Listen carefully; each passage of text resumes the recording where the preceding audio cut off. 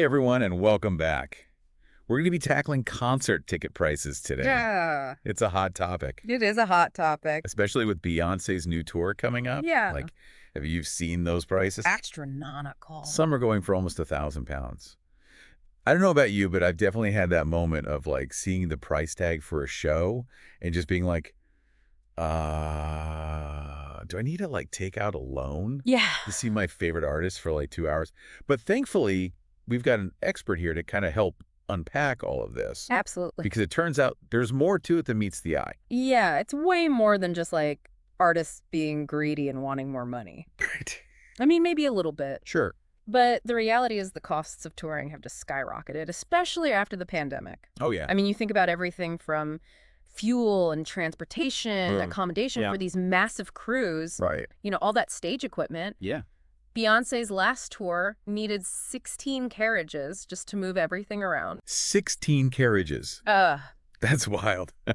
So those costs make sense. But what about, like, why are they so much higher now than, say, 5 years ago? Yeah. I saw Beyoncé in London back then. Okay. The cheapest ticket was like £56. Right.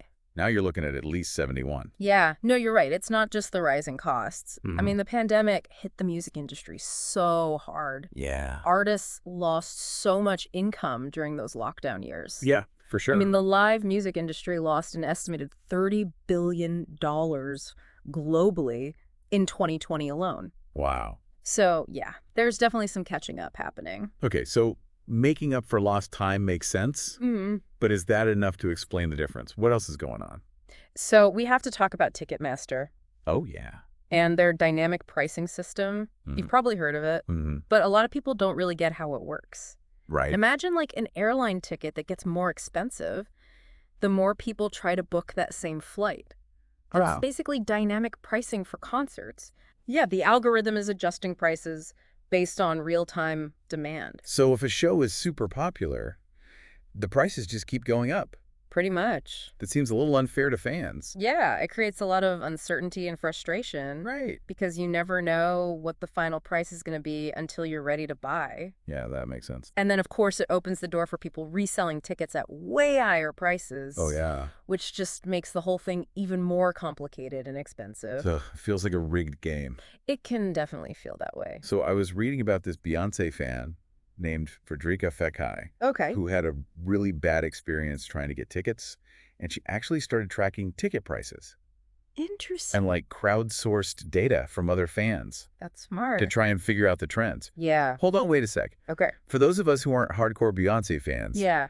can you explain what crowdsourcing data means? Absolutely. And what is this Beyhive? Okay, so crowdsourcing data is basically gathering information from a large group of people. Okay. In this case, other Beyoncé fans. Right. And the Beyhive is the name for Beyoncé's fan base. Got it. They're very dedicated. Okay. So Fekkai tapped into this network to collect all this data on ticket prices. That's pretty clever. What did she find out? Well, one of the most interesting things is Yeah. that fans who use the Beyhive fan club pre-sale Okay. often ended up paying more than those who went through other pre-sales. What? Yeah. So like the most dedicated fans are being penalized? It's kind of ironic, right? Yeah. The most dedicated fans are potentially the ones being punished. For their loyalty? Exactly, and it raises some questions about whether artists and these ticketing platforms are really prioritizing those devoted fans. It just doesn't seem right. No, it doesn't. I was reading that Coldplay is taking a different approach. Yeah. Their ticket prices are way more reasonable, Yeah. starting at like £20. And they're donating some of their proceeds to support smaller venues. Wow, that's amazing. It seems like they're really trying to make their shows accessible to everyone, Yeah, not just the wealthy. absolutely. And they're a great example of how artists can use their platform to make the concert experience more equitable and inclusive. But not all artists share that vision. Right. I mean, Michael Rapino, Yeah. the CEO of Live Nation, basically said that high concert prices are here to stay. He even compared concerts to sporting events, Interesting. saying that people are willing to pay top dollar for premium experience. That's an interesting comparison. Yeah. But I don't know if I buy it. Mm-hmm. I mean, yes, Yeah. there are diehard fans who will shell out whatever it takes to see their faves. Right. But I think for a lot of people, concerts are more about that emotional connection. Yeah. You know, the shared experience, the love of music. It's And different. it's not the same as like watching your team win the championship. They're so right. And it makes me wonder if we're headed for a future where live music is just a luxury good Ooh. reserved for the privileged few. Yeah. And if that's the case, what does that mean for the future of music and how it connects people? That's a question we'll have to unpack in just a bit. Definitely. But first, a word from our sponsor. Okay. All right, we're back, and we're going to keep talking about this whole concert ticket price thing. Yeah, It's a tough one it is. because, like, on the one hand, we've got these rising costs, Right. and artists need to recover financially from the pandemic. For sure. But then on the other hand, you've got fans feeling totally priced out Yeah. and wondering if their love for music is being taken advantage of. Exactly. It's like this constant push and pull between the business Mhm. and the emotional connection that fans have with these artists. Yeah. And it's not just Beyoncé. We're Right. seeing this across the board, Yeah. with other big acts. Mm-hmm. I mean, tickets for Ozzy Osbourne's final show Oh, wow. with Black Sabbath were crazy. Yeah. I mean, some fans are saying they'd pay thousands. Thousands. Yeah. For one concert. For a once-in-a-lifetime experience. I mean, I guess it makes sense if you see it as like a rare event, Yeah. almost like buying a collectible, Uh-huh. like a limited edition vinyl Right. or like a signed poster. Yeah, but in this case, the collectible is the memory. The Okay. experience of seeing your idol one last time. Yeah, that's a good point. That scarcity really drives up prices. Mm-hmm. I mean, when something is seen as rare or unique, Yeah. people are going to pay a premium. Right. It taps into that desire for exclusivity, Yeah. that feeling of being part of something special. But what about fans who can't afford to drop hundreds, Right. let alone thousands on a concert ticket? Yeah. I mean, are they just out of luck? That's the question, isn't it? Yeah. Is there a way to make these experiences more accessible to everyone Yeah. and not just the wealthy? Exactly. I mean, this is something the music industry needs to think about more seriously. If only the rich can afford to see these acts. Right. It sends the message that live music is becoming this luxury, Yeah. and that has implications for the future of music and how it connects people. You know, it's funny you mention that. Mhm. It makes me think of those like exclusive clubs in Yeah. movies Yeah. where only the rich and famous can get in. Right. It feels like we're heading towards that with concerts. It does a bit. And that doesn't sound very fun or fair. Definitely not. So do artists and the industry have a responsibility Mm-hmm. to make sure that live music stays accessible to everyone? It's a big question. Yeah. I mean, okay, we understand there's that high-end market. Yeah. And people will pay for those exclusive experiences. Right. But we can't forget about the fans who are just starting out. Yeah. Students, families Yeah. who just can't afford those top prices. It's about everyone having a chance to experience it right. Absolutely. And there are some artists doing that already. Yeah. Remember Coldplay? Mhm. Keeping ticket prices lower? Yeah. Supporting smaller venues. Yeah. They're showing that it's possible Right. to balance financial success and a commitment to access. That's encouraging.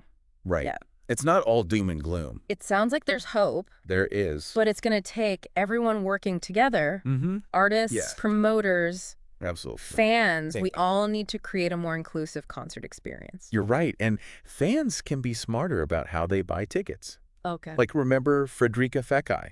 Yeah, the one tracking prices. Yeah. Her data actually showed that some fans got tickets cheaper. Really? Yeah. By waiting for the general sale. Wow. So there are ways to be strategic. Exactly. And that's what's so empowering about this. Mm-hmm. By understanding how this all works. Yeah. By doing our research. Right. By being savvy. Mm-hmm. We can actually make a difference. I like that. Like we're taking back control. Yeah. We have a voice. For sure. We can use it to fight for a fair system. To advocate for a more accessible concert experience. You got it. We can be proactive Yeah. and make smart choices about how we spend our money, how we engage with the music we love. You said it perfectly. Knowledge is power. It is. And by understanding the concert industry, Yeah. we can all make better decisions and hopefully push for some positive change. That's what we need. All right, we're back and ready to wrap things up. Yeah. We've talked about a lot. We have. The rising costs of touring, the impact of the pandemic, Right. dynamic pricing, Mm-hmm. and, like the ethics of it all. Yeah. All the big questions. So much to think about. It is. But what are the key takeaways here? It's the million-dollar question. What does this mean for the future of live music? I think the biggest thing to remember is that there are no easy answers. Right. The price of fandom, it's complicated. There's the economics of it all. And how we consume music, how we value music, it's all changing. I mean, one thing that really stuck with me, you know, is this idea that concerts are becoming like a luxury only for the wealthy. Yeah. Is that the future we want? It's a good question. It feels like we're at a crossroads. We are. And we need to decide what kind of music landscape we want. What do we value? Music has this power to connect people. It does. You know, from all walks of life. Absolutely. It breaks down barriers. Yeah. Brings people together. Creates those shared experiences that you remember forever. I totally agree. If it all becomes about exclusivity and status, we're going to lose something really special. You're right. There's just nothing like the energy of a concert. No, there's not. That excitement of the crowd. This electric. Being a part of something bigger than yourself. It would be a shame to see that disappear. So what can we do? Well, I think we have to start by talking about it. Okay. Like we are now, raising awareness, having these conversations, demanding transparency from the industry, making informed choices as consumers. We're not powerless. No, we're not. We have a voice. We do. And we can use it to fight for a better music scene, to advocate for something more inclusive. Absolutely. And don't forget about supporting those artists who are already doing it right. Yes. You know, like Coldplay. Yeah. Choosing those smaller venues where the prices are more reasonable. For sure. Checking out new artists. Always a good idea. So to all our listeners out there, we'll leave you with this. Okay. How much is fandom worth to you? That's the question. Are you willing to pay whatever it takes? Anything to see your faves? Or are there limits? It's a personal decision. There's no right or wrong answer. No. But it's something to think about. Yeah. You know, as we navigate this crazy world of concert experiences. It's a wild world out there. Maybe check out those Coldplay tickets. See if you can beat the system. Or discover some amazing new artists playing in your town. Yeah. Whatever you choose, remember. What's that? You have the power. You decide how much you're willing to pay. For the price of fandom. Thanks for joining us on this deep dive, and we'll catch you next time. See you, Mika.